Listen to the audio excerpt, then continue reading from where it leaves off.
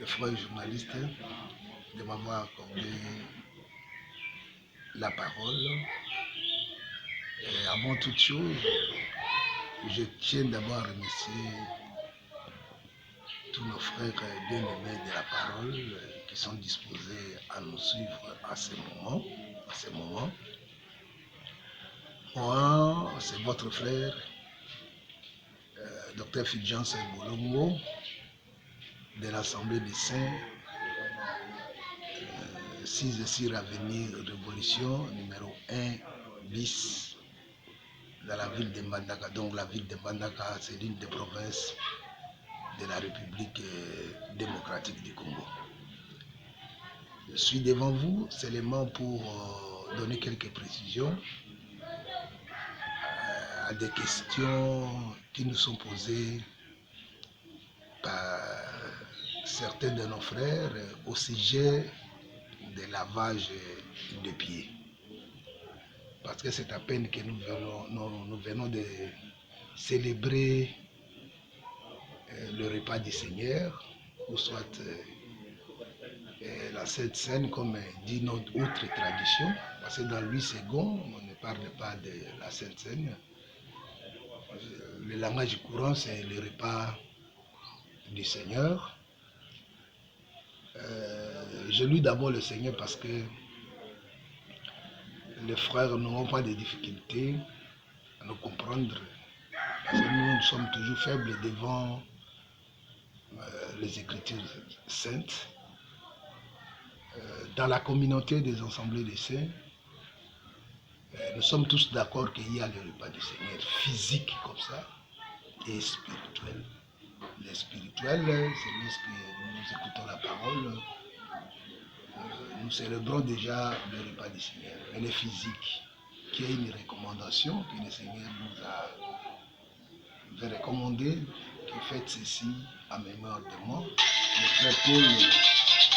Le frère Paul l'a répété aussi dans 1 Corinthiens chapitre 11, en disant que cette nuit-là, le Seigneur avait pris le pain, avait rompu, a pris la coupe, avait béni. Et il souligne en disant que le Seigneur avait dit, faites ceci en mémoire de moi. Donc là, nous sommes tous d'accord qu'il y a le repas du Seigneur.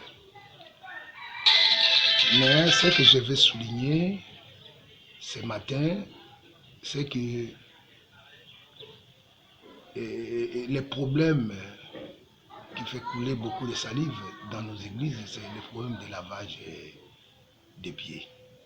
Alors je voulais un peu donner ma contribution à ce sujet, parce que il est important pour un ministre doté aussi d'ignorance, ou soit de contribuer aussi à la révélation que le Seigneur l'a révélée pour le corps de Christ.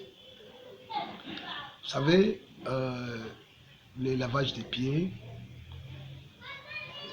revêt des caractères symboliques. Ce sont des langages de jargon.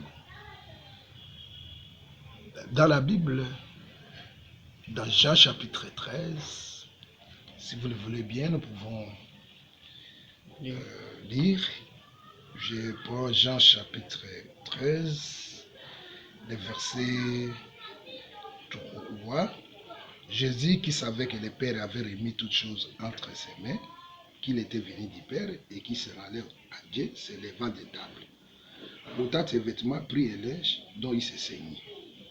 Ensuite, il versa de l'eau dans un bassin et il s'est mis à laver les pieds des disciples et à les essuyer avec le linge dont il était saint. Donc la formule, on commence d'abord par la formule. La formule ou l'application que le Seigneur commence ici est contraire, est différente de tout ce que les hommes faisaient en Israël. Quand Abraham reçoit Dieu chez lui, Abraham n'avait pas enlevé ses vêtements, n'avait pas pris le linge pour recevoir Dieu avec. Aucun en Israël n'a fait ça. C'est-à-dire seul le Seigneur qui l'a fait lorsqu'il ôte, il se lève table, il ôte ses vêtements, il prend le linge et il se sert avec. Donc d'abord, vous devez comprendre que le Seigneur était le seul qui devrait faire ça. 2. Il vint donc à Simon, je saute vite.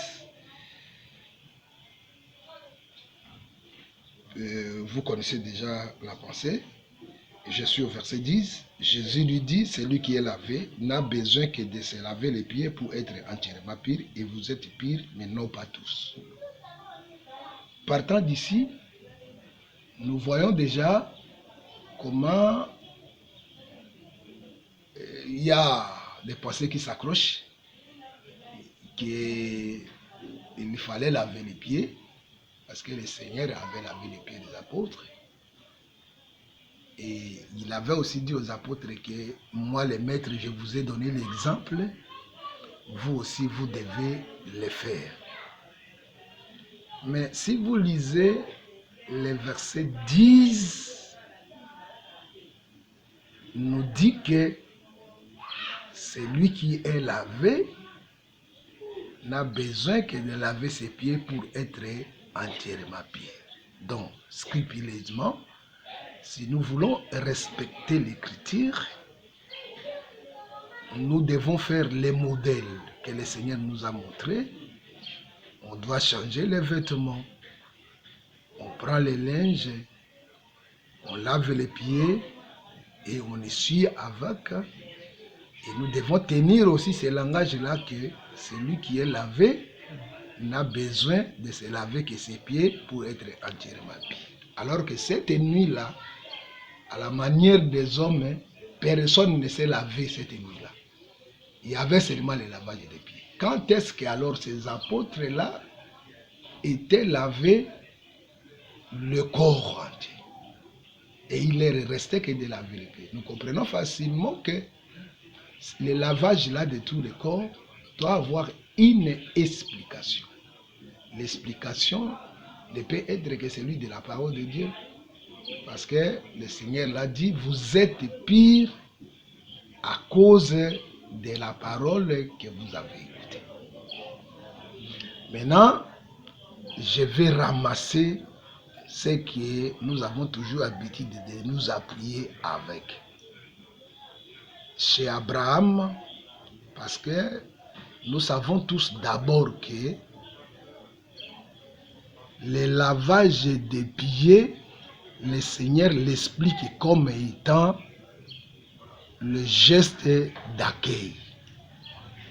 Il dit ceci: lorsque la femme pécheresse vient entrer dans la maison de Simon, trouve le Seigneur autour de la table, cette femme brise le parfum et elle prend ses cheveux et ses larmes, elle commence à essuyer les pieds du Seigneur.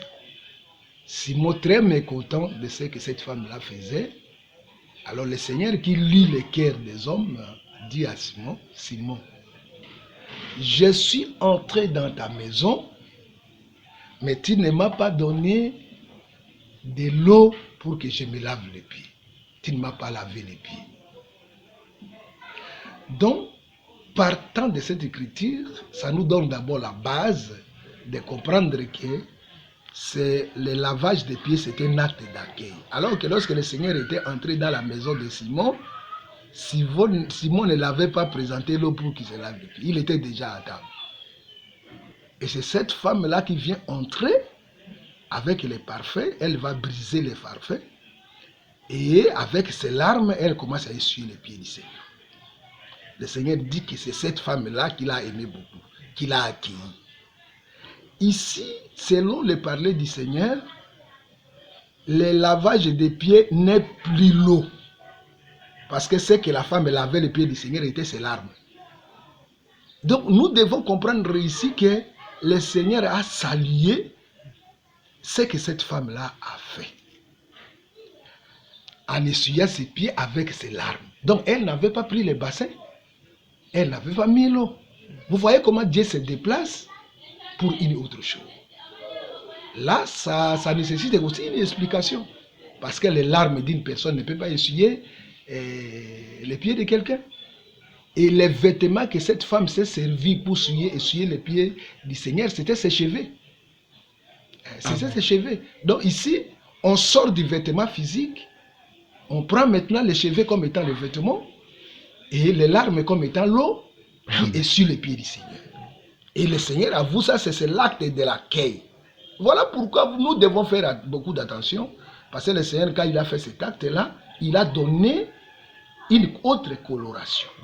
Il a dit, celui qui est lavé n'a besoin que de laver ses pieds pour être antibiotique. Je pense que le lavage de tous les corps, c'est le baptême. Et le reste, nous sommes en train de laver nos pieds aujourd'hui. Chez Simon, nous voyons que le Seigneur sort du bassin d'eau. Il dit que c'est avec les larmes et les cheveux de la femme que cette femme-là a commencé à laver ses pieds. Si vous allez dans l'Apocalypse, on dit que les cheveux de la femme emprisonnent les rois. Ça dit que ce que cette femme-là faisait, elle était en train de saisir les rois, d'emprisonner les rois. Donc, ça, nous comprenons facilement, parce que dans Cantique des Cantiques, je voudrais dire, dans Cantique des Cantiques, il est dit que les cheveux de la Soulamite avaient emprisonné les rois. Ça dit, nous comprenons que tout ce que nous devons faire dans notre vie, c'est de retenir le Seigneur dans notre vie, de le garder dans notre vie, de nous attacher au Seigneur. C'est ça ce que cette femme-là fait. Et ces larmes, ce sont, parce que les larmes expliquent les supplications, les besoins, les demandes, l'envie. Voilà ce que les prophètes vont dire, que les désirs de la femme ne va que se porter vers son mari. Alors, si les hommes ne veulent pas croire, pourquoi le Seigneur pouvait dire que la femme l'avait accueilli en essuyant ses pieds par des cheveux et par ses larmes? Donc, ça porte une autre coloration. Mais je reviens à ce que nos bien-aimés disent souvent. Parce qu'un homme de Dieu, ce n'est pas quelqu'un qui est incrédule. Un homme de Dieu, c'est quelqu'un qui écoute d'abord son frère, il prend les écritures que son frère donne, il les examine. Si c'est la parole de Dieu, il accepte. Et remarquez cette chose. Dieu vient chez Abraham. Parce que je vais expliquer tout ce que les hommes disent. Dieu vient chez Abraham dans Genèse chapitre 18. Abraham n'avait pas donné Dieu de l'eau pour qu'il se lave les pieds. Nulle part. Il a dit seulement au Seigneur que Seigneur, si vous me jugez digne, entrez chez moi et lavez vos pieds. Ou je vous lave les pieds. Ou bien lavez vos pieds dans notre tradition. Dieu vient entrer chez Abraham. Qu'est-ce qu'Abraham a fait? Abraham est allé seulement dire à Sarah que Sarah fait ceci, fait cela, fait tout ça là. On prépare la nourriture, on amène cela au pied de Dieu. Au verset 8, donc Genèse 18, verset 8 et en descendant. Abraham n'a qu'à amener la nourriture, il n'avait pas amené l'eau. Nulle part dans l'écriture. C'était un langage, mais le geste de ce langage, c'est la nourriture qu'Abraham avait amenée chez Dieu. Si vous voulez qu'on analyse, nous pouvons lire, parce que pour convaincre, nous pouvons lire Genèse. Je lis Genèse chapitre 18. Je lis Genèse chapitre 18 pour la meilleure compréhension. Parce que là, je ne parle pas de la révélation. Je fais mention de ce que je suis en train de vous dire.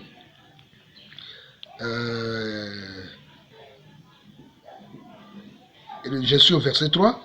Et il dit, Seigneur, si j'ai trouvé grâce à vos yeux, ne passe point, je te prie, loin de ton serviteur.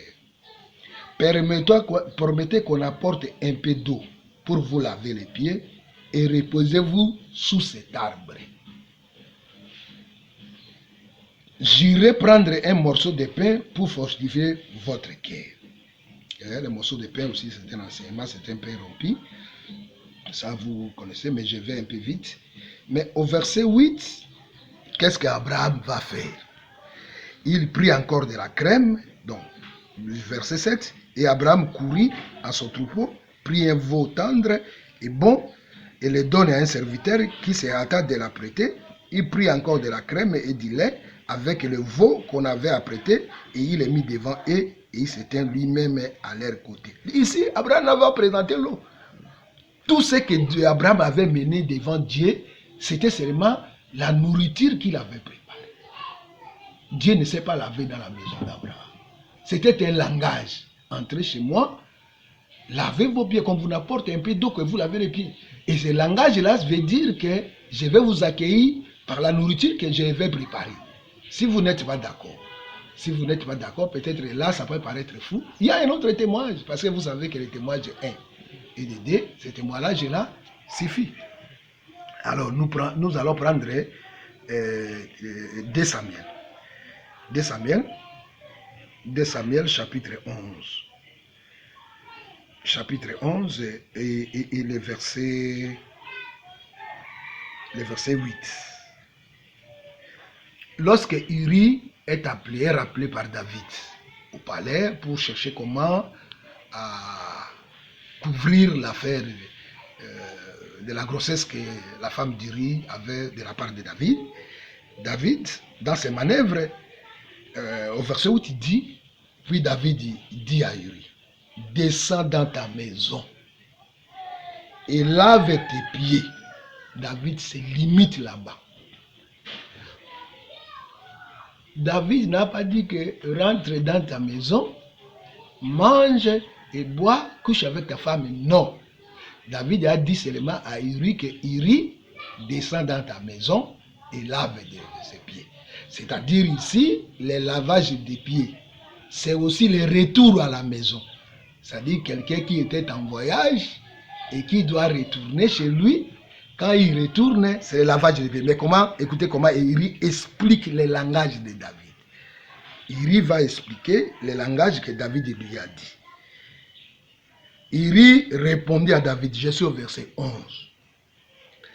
L'arche et Israël et Juda habitent sous des tentes. Mon seigneur Joab et les serviteurs de mon seigneur campent en rase campagne.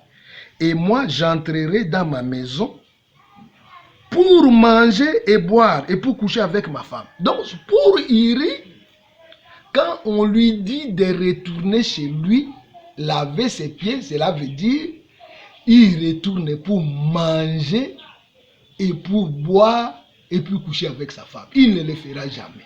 Alors que dans le langage de David, c'était que va dans ta maison, lave tes pieds, parce que tu viens de voyage.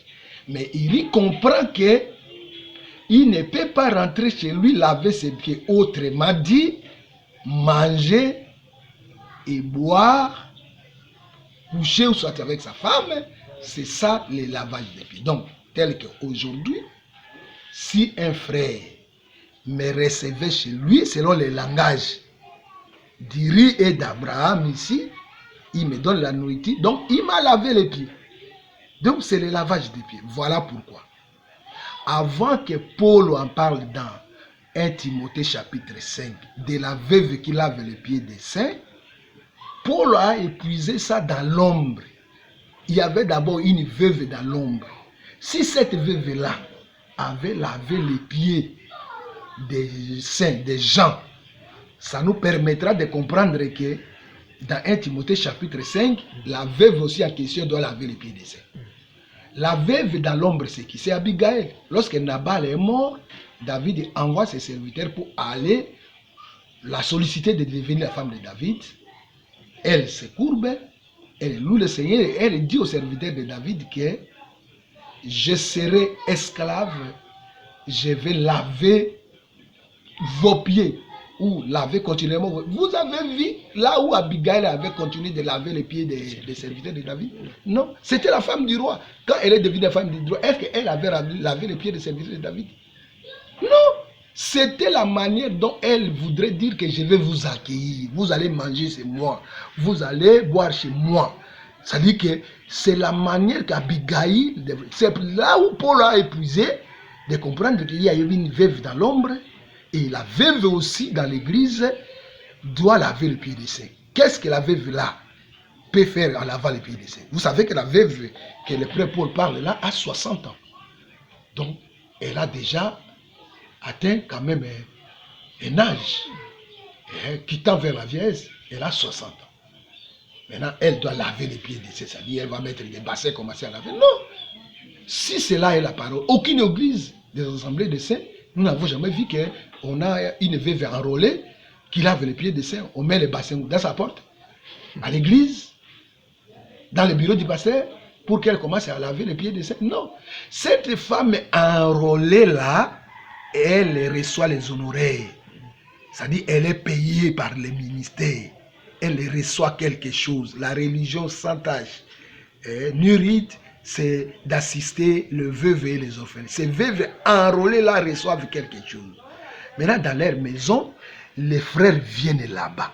Comme Abraham et Iri nous ont expliqué que le lavage des pieds, c'est manger et boire, elle va commencer à donner la nourriture à ces gens-là. Parce qu'elle est payée à l'église, elle reçoit les honoraires et c'est ainsi qu'elle donne à manger aux frères qui viennent la visiter. C'est-à-dire, c'est ça lavage des pieds. On nous dit non, mais qu'elle soit hospitalière. Mais l'hospitalité, ce n'est pas seulement les manger. L'accueil, tout ça, l'hospitalité, c'est vaste. Vous voyez? C'est-à-dire que la précision qu'on souligne là-bas, qu'elle doit aussi laver les pieds de ses, veut dire qu'elle doit donner à manger aux frères et sœurs, ou soit au sein de l'église, parce qu'elle reçoit les honoraires. Cela ne vient pas dire que cette veuve, la veuve de 1 Timothée, ou les veuves de 1 Timothée 5, ce sont des veuves qui mettaient des bassins et lavaient les pieds des gens. Et par rapport même à la Sainte Seine, ou par rapport au repas du Seigneur, qu'est-ce que la veuve a à voir? Vous voyez, la veuve n'a rien à voir là-bas. C'est-à-dire que c'est une chose que nous devons nous apaiser, comprendre un peu la pensée que le Seigneur nous a donnée à propos de ces choses.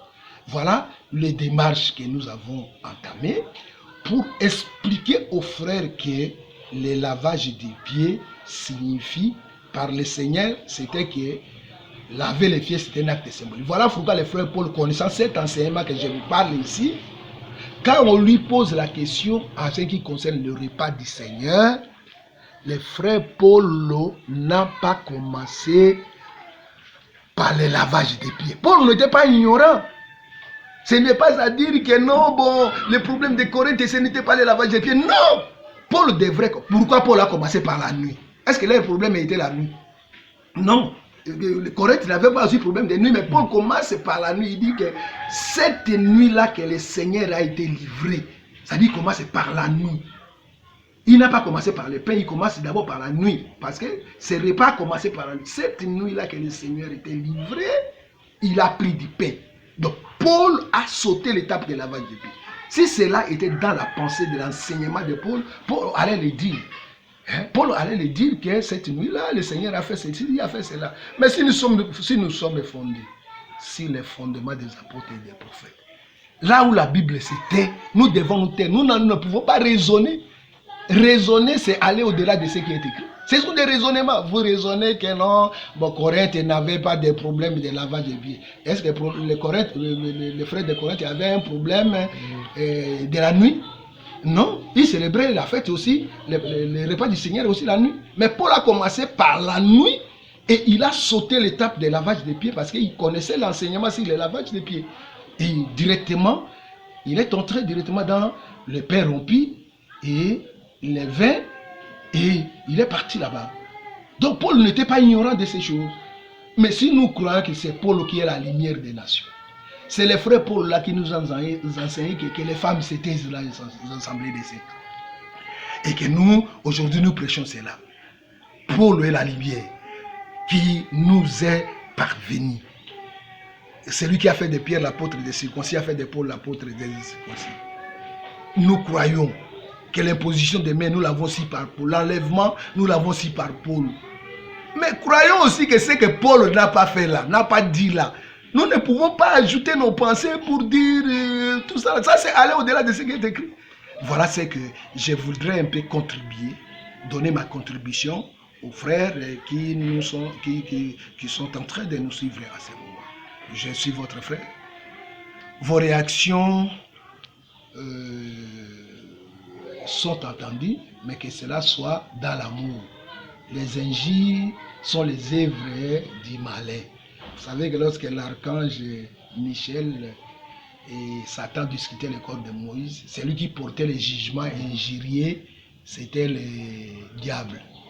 Dans les choses de Dieu, on les parle par amour. Je sais que les fils du malin ont l'habitude d'injurer les gens, fous, malades et tout ça. Mais ce que j'ai évoqué là, ce sont des écritures. Qu'on en discute, qu'on en parle. Et je sais que ceux qui sont du Seigneur vont me comprendre facilement. Que le Seigneur vous bénisse. Amen. Merci.